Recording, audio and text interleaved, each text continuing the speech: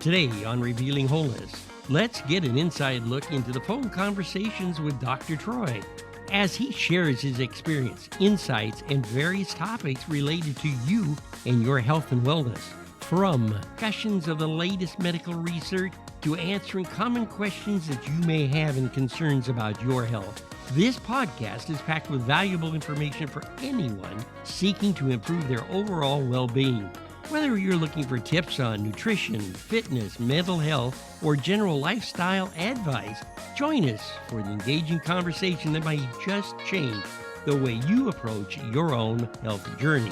So grab a cup of coffee, sit back, and join us for an engaging phone discussion with Dr. Troy.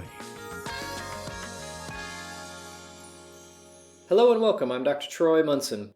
This is our third installment in the month of March, and we're doing food as medicine.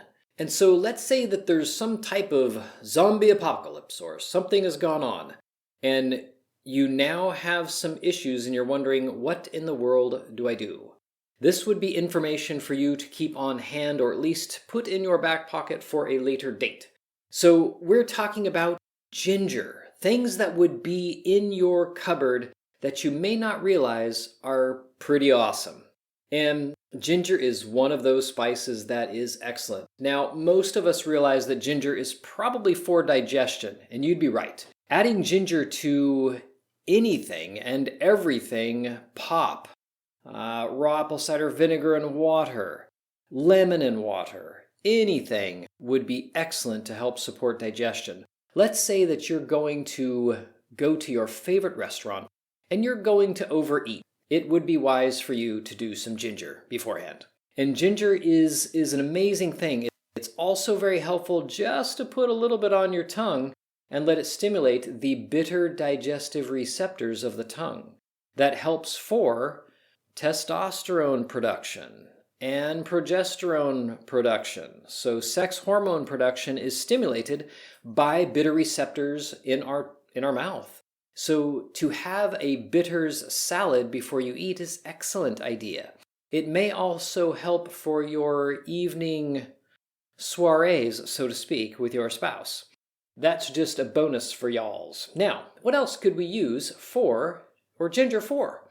It also is excellent for joint pain.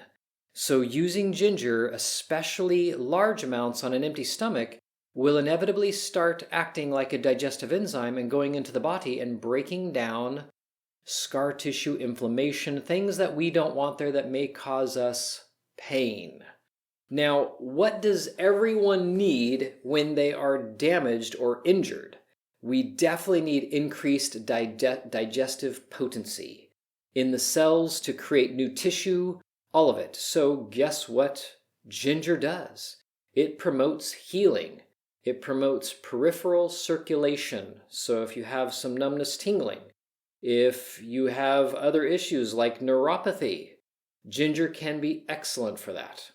Now, this is a lesser known effect, but if you can take ginger right at the start of the onset of a migraine, or probably any headache for that matter, you may find that it very much helps. And they say, at least experimentally, that it is as effective as other migraine medications. Most migraine medications must be taken at the onset, at the first notice of pain. But if you take them when you have a full-on migraine, they're very little help at all. Ginger would actually be the same. It's not so helpful if it goes too far. But what an easy thing to take at the beginning of any kind of head pain, just in case it is a migraine. How much should we take? 250 milligrams of the dried herb, which isn't very much.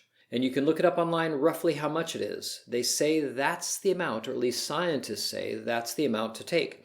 For me, I would consider possibly doubling that. And in fact, one of my digestive formulas that happens to be herbal in nature has 250 or the equivalent of 250 milligrams of dried ginger. Now, when it comes to just fresh ginger, I'm not sure the conversion of that. I will go to work and see if I can't figure out what a dry to real ginger root conversion might be, but I'm sure somebody out there does know. So if you're truly interested, I would say do some searching. If you find something, I would love the report back. Last, and certainly not least, you are at a zombie apocalypse and you have a woman who is pregnant and feeling absolutely miserable in the morning. Morning sickness can very much be lessened by ginger. And I would be doing ginger frequently in order to get the desired result of less morning sickness. Ultimately, the morning sickness is a liver congestion issue and likely a digestive, complicator. So if my digestive system is not doing well and I cannot handle what the liver is detoxing to me, I'm going to slow the liver down in its abilities to detox. If I already have a dysfunctional liver and I have poor digestion, I can expect some pretty horrendous morning sickness. So by helping digestion, I actually assist the liver to make it a bit easier on its ability to detox my blood and get rid of things that should not be in my blood. And so I wake up and not feel gross, disgusting, yucky, whatever feelings you associate with morning sickness. It isn't pleasant, by the way. So any kind of nausea, we are going to look at digestion and liver that's lacking. And so ginger can be helpful for any of that. So if you find that you have somebody that tends to get nauseous after they eat, even though they're not pregnant because they could be male or female, then by all means, ginger. And I would do it regularly, and you'll find that be very, very helpful. So these are medicines in your cabinet, and this is week 3. It's been a pleasure. I hope this information was helpful. If you have any ideas or anything you'd like to hear from me in terms of how to assist your health, happy to speak on it. Shoot me a line. It'd be wonderful. Until next time, I'm Dr. Troy, and remember, there is way more right with you than there is wrong with you. Thanks for listening. If you have any questions or comments, you can reach Dr. Munson at 360-893-8586 or email him at chiroman@dr.com. That's chiroman@dr.com. Check out our current workshop schedule on Facebook at Infinity Whole Health. The information on Dr. Troy Munson's podcast is meant to educate the listener and is not intended to diagnose, treat, cure, or prevent disease.